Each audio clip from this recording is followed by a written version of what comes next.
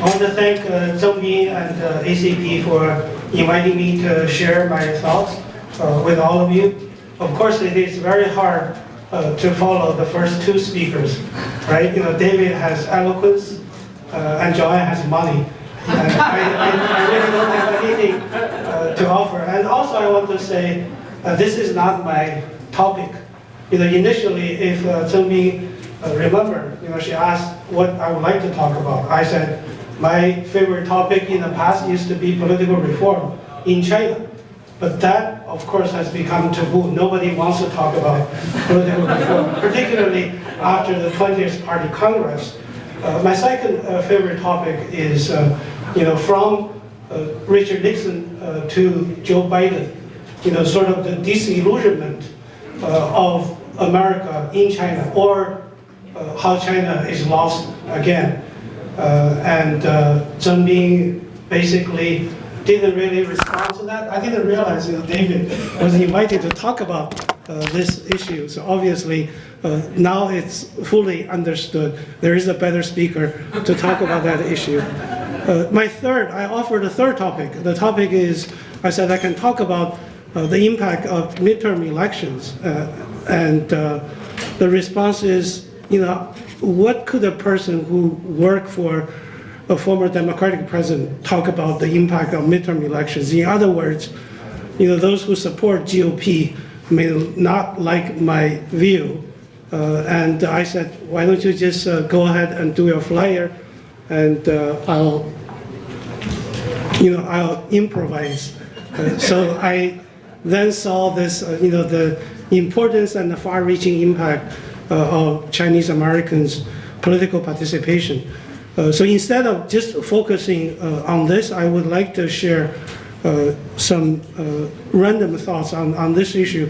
But I would like to react to David's presentation, excellent presentation, before I go to share my thoughts with you. Number one is I appreciate David mentioning the Bush Foundation for U.S.-China Relations and the Carter Center are working together, to try to stabilize and improve the relationship. Now, what David didn't tell you is that both his foundation and the Carter Center are at the receiving end of very sharp criticism of the people on the right side in America. In fact, recently, the Carter Center was attacked by Steve Bannon. So how did we get attacked by Steve Bannon? And the Carter Center actually should treat this as a badge of honor. But his attack is basically saying the Carter Center observed elections in China, talking about political reform. Therefore, the Carter Center was disqualified from observing election in Fulton County, Atlanta. And of course, members of Congress, Josh Rogan, and others, in their books, in their articles, in their op-eds, criticized the Bush Foundation and the Carter Center as being the vanguards of the united front of the Chinese Communist Party. So yesterday, we organized a webinar, and Professor Jia Qingguo from Beida was one of the speakers. And I asked him, I said, he is a visiting scholar at Stanford University. I said, you visited Stanford, you went to Harvard, you went to Cornell, where he received his PhD. He came here to Emory. He also went to Princeton. I said, what's your sort of most, deepest impression after you talk to so many people who care so deeply about U.S.-China relations? He said, everywhere I go, I sense this hopelessness. And he basically, I said, how long do you think this relationship is going to recover?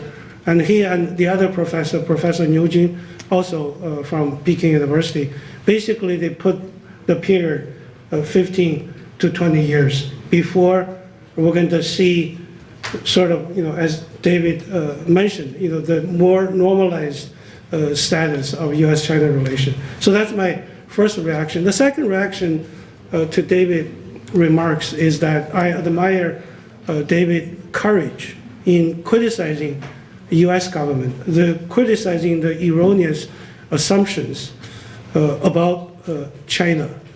But my reaction to that is, as a Chinese and Chinese American, we very rarely criticize the Chinese government for their responsibility of the downfall of the relationship.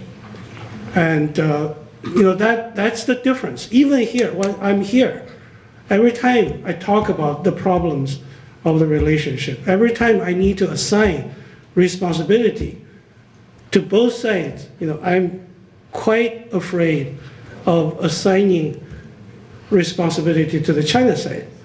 Because that fear, I don't need to mention that. You probably all understand. That's the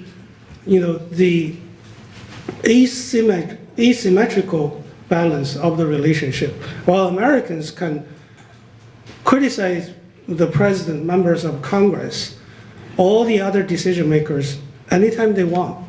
But that's not the situation among Chinese Americans. Certainly it's not the situation of the Chinese government. The minister counselors here, no Chinese government official, no Chinese leader is going to say, we are also responsible for creating these misperceptions of China.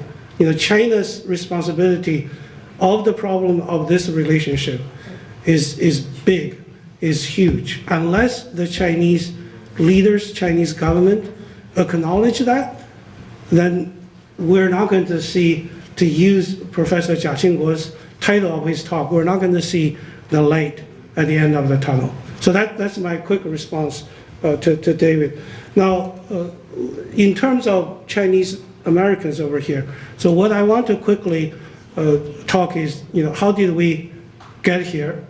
How did Chinese got to the US?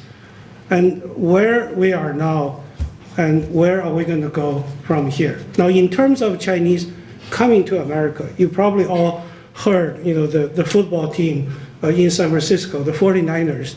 The Chinese actually were 49ers. They came here to mine for gold. Because they heard, and also, it was during the 义和团 the 太平天国运动, so Chinese were killing each other. Then they heard, there's a gold mountain here in the United States. So of course, after they got here, California, they quickly passed laws. The Chinese were not allowed to mine for gold. So they started laundry business, they started the restaurant, and then the railroad, the Transcontinental Railroad, which eventually was completed on May the 10th, 1869. To build the railroad, so the Chinese were building from the west to the east. The Irish were building from the east to the west. Finally, the two tracks rendezvoused in Utah on May the 10th, 1869. So when I was teaching American history class, I said there is a saying that the railroad actually was built by people who ate rice and who drank whiskey. Had it not been with these two immigrant groups, that railroad probably is going to take a much longer time. And of course, after the railroad was completed, and the Chinese would have to find jobs, and they're willing to work for cheap. And that, of course, was a huge problem for American politicians. As you all are aware, in 1882, the Chinese Exclusion Act was passed by Congress. So starting in 1883, no Chinese was allowed to emigrate to the United States. So this law was in place until 1943. So in that period, no Chinese legally were able to come here, unless of course you say, my parents were here, or you can, fake a document like Dr. Sun Yat-sen. I think he faked his document to come over here. So that's the first wave of the Chinese who came here. They were workers. There's another wave of Chinese also, but before 1882 Chinese Exclusion Act that had a lot to do with people who live in the South, because slavery was abolished. So the plantation owners in the American South, including Mississippi, Georgia, Louisiana, they felt maybe we could experiment with the Oriental coolies, the Chinese. That's why there's a pocket of Chinese who live in Augusta, Georgia. There's just a new documentary that came out called Blurring the Color Line. It is about Chinese who live in segregated South and how they interact with African Americans. So I think NACA and other organizations are plotting how the showing of this documentary is going to be arranged. And in Mississippi, in Louisiana, you go there, you will run into a lot of African Americans who say, my granddad actually was Chinese. So that's another wave of Chinese, but that attempt totally failed. Slavery was abolished. Whoever you want to employ as slaves, it's not going to work. So then it just stopped. And then President Lyndon Johnson, while he was the president, passed the Immigration Reform Act. So the quota, because before there was a very strict quota, Asians were very much discriminated, and the Chinese too. So after that Immigration Act was adopted, more Asians were able to come, and many people from Hong Kong and from Taiwan managed to come over here. But of course, the biggest wave of immigrants happened after my boss, President Carter, and Deng Xiaoping negotiated in 1978. Of course, we should give credit to Richard Nixon, but no credit to Henry Kissinger. I want to emphasize that because people like to say, oh yeah, it's Henry Kissinger, he made the secret trip to China in 1971. Winston Lord, who served as his interpreter, wrote recently when Nixon first told Kissinger that he wanted to meet with Mao Zedong, Kissinger's reaction was, you must be out of your mind. There's no way, for you to meet with the seclusive Mao Zedong, because Kissinger was simply following the order from the president. The wisdom, the courage, the vision, they all belong to Richard Nixon, not to Kissinger. But Kissinger, of course, knows how to maximize, this opportunity, and he was able to play this game, and he was able to make a lot of money by speaking correctly, politically correctly things about U.S.-China relationship, by claiming a lot of credit that actually he's not supposed, he's not entitled to. But in any case, so people like us, we came in the 1980s, in the 1990s, in 2000. So this wave of Chinese mostly were here as students. I think probably 85% of people like us who came here decided we're not going to go back. But there's also another way of Chinese coming over here, and they were smuggled into the US. Initially, the snakeheads, those human traffickers, told mostly people from southeastern part of China is, when you landed in the US, if you're caught, tell them that you want to have more than one child. And I think it was Ronald Reagan, when his administration granted the first political asylum to Chinese who claim they're going to be punished by the one-child family planning issue. Later on, it was really the Falun Gong issue. You can basically go to the court and say, because I'm a member of Falun Gong, I'm persecuted, I want to have political asylum. And of course, now you hear the word run, right? A lot of people want to run here. And there are two ways to run here. In addition to the way that we came here, we just apply. We're admitted, we get a scholarship, or we find some money to pay our tuition. So now if you have talent, it's the EB1, you can come over here. And of course, there's also the EB5. So these are all the ways of Chinese, from 1849 all the way to now, how they came over here. So what's the population today? I think according to the census of 2010, there are 3.8 million Chinese Americans. I'm talking about Chinese Americans, not AAPI community. I think 2020 census up to now, there are 5.3 million. I don't know. There might be undocumented Chinese, in Flushing, in other parts of the country, but the official number is 5.3. So in terms of the number, it's if you compare to Latino Americans, African Americans, I think even in Georgia, I always think Chinese Americans are the largest group of all Asian Americans. Actually, Indian Americans, they're more than the Chinese Americans. So we are not a critical mass of voters that politicians want to cultivate this relationship.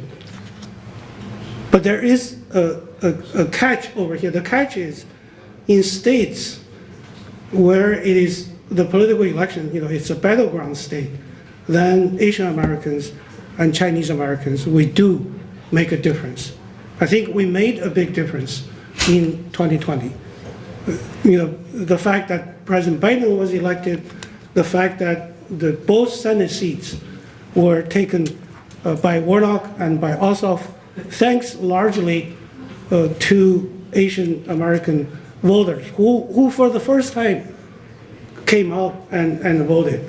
And of course, next Tuesday, it's Warnock. You see Warnock campaign now putting out, Chinese language, literature, Professor Liao did videos for them. That's all acknowledgement that Chinese Americans, Asian Americans, we are playing a very important role. Now, on the same issue, because we have to face Chinese Americans. Again, there is this issue I do want to call your attention to, that is Chinese Americans or AAPI, Asian Americans, because there is the identity issue. I think the virus, the entire Asian community was punished because of that. But, this resentment against Asian Americans, it's against Chinese Americans. We have to be very blunt about it. It's not against Indian Americans. It's not against Korean Americans. It's not against Filipino Americans. It is not against any other Asian American. It is against Chinese Americans. The fact that many other Asian Americans got beaten up is because Americans cannot distinguish, whether it's a Chinese American or Korean American or Japanese American. Of course, the fact that Vincent Chen was beaten to death in Detroit 30 years ago. He was beaten up, not because he was Chinese. He was beaten up in that bar and later on, hammered to death because they think he was Japanese American. Why Japanese American? Because Japanese automobiles, they were running amok in all American roads. That's the issue here. So we have to come to we cannot hide behind AAPI to say that hatred is against the AAPI community, including, the very unfortunate and tragic shooting on March, in March 2021. We are, again, Chinese Americans, we are at the receiving end of American anger, of American frustration, of American resentment, and you're probably aware of the race. We have Governor Kemp's representative over here. During the last stage of the campaign, during the debate, a Democratic candidate mentioned China. And of course, in the name of the evil Chinese Communist Party, because Governor Kemp has WeChat on his phone. Therefore, he's making all Georgia state secrets vulnerable to the Chinese Communist Party. And because the Georgian government tried to invite Chinese investment, therefore the Chinese Communist Party is buying up land here in Georgia like crazy. There are 8, 9 military bases over here. CDC is here. How can we allow Chinese Communist Party to run amok here in Georgia? Because of WeChat. Because we are allowing Chinese Communist money to come over here. Yes, they're talking about Chinese Communist Party, but they're talking about Chinese. We are all target of that anger. We are all target of that frustration. And that's why to participate in the political process is so important. I also want to share one story, again, has something to do with AAPI. In the 45th district in California, in the congressional election, so we have the incumbent who is Korean American, Michelle Park. But of course, she has an Anglican last name Steele. She prefers not to use Park as her last name or middle name, Michelle Steele.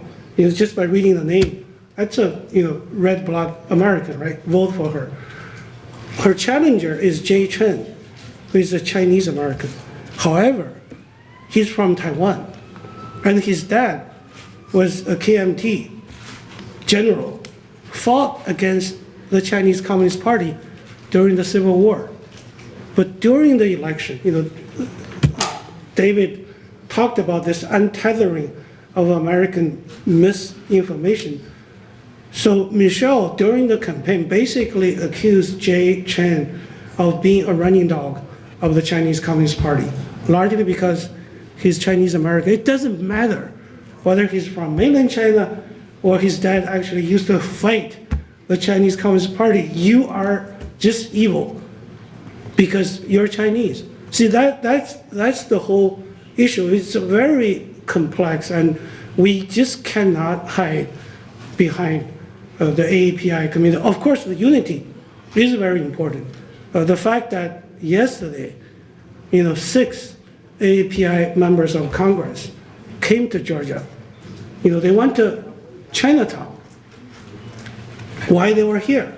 They were campaigning for Senator Raphael Warnock. It's sad to a certain extent. Not many Chinese actually showed up. I was told that only the media was invited to be there. But the fact that Judy Chu was here, Grace Meng was here, Ted Liu was here, Andy Kim was here, 2 other Asian American members of Congress, they were all here. They were all campaigning. So this is a good thing. Asian Americans, Chinese Americans, Korean Americans, they're all campaigning for African American candidate. I mean, this is, of course, where we need to go. We need to see unity among AAPI community. We also need to see unity of all the colored people here in the U.S. But as a particular Chinese group, I think we have to navigate this very turbulent political and social changes in the U.S. I remember when I was a graduate student, I read somewhere in terms of political contribution. Chinese rarely do engage politically, let alone running for offices. This is changing, obviously. Even in Georgia, we have Michelle Au, who was the first elected Chinese American in the state Senate, who is the first elected member of the House in Georgia, and the others are contemplating. Of course, if we're not running, we need to encourage our children and children's children to run. But there's also the issue we have to go out to vote, right? If you have not voted, I don't care whether you're going to vote for Herschel Walker or you're going to vote for Raphael Warnock, you do need to participate in the political process. So running, participating, voting, and of course, the misperception is the Chinese American community, we are wealthy. We do have a lot of money. In fact, that's a myth.